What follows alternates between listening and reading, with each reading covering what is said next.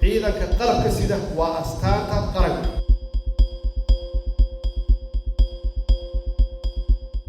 haddii aysan jirin hawl iyo hufnaan loo wada shaqeynayo, haddii aysan jirin wax kasta dhisayso aasaas ma yeelanayso.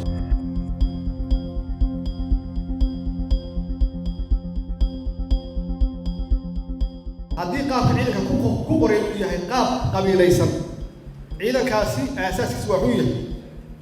hadduu yahay ciidankaasi qaabkan ku qorayno qaab aan isku dhaf ahayn, aasaaskaasi waa xun yahay. waxaa la rabaa ciidanka wanaagsan iyo ciidanka xun inay leeyihiin abaalmarin ciqaab. haddii ciidanku isku mid yihiin, kii wanaag sameeya kii xumaata sameeya, macnaheedu waxay tahay waa hufnaan xumo wey.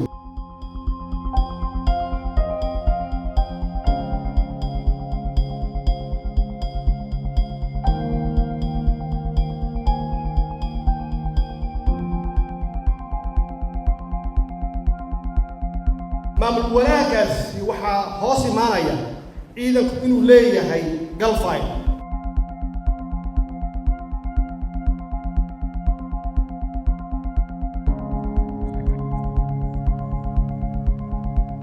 waxa kaliya oo aan ku guulaysano waxay ahayd inaan sameyno biometric oo weliba aan dhammaystirnayn inaan sameyno. haddaan doonayno marka ciidan nidaamsan, meel loogu hagaaga leh, meel loo raaca leh, waa inuu ciidankaasi leeyahay taariikh galfayn macluumaadkiisu oo dhan ku egyahay.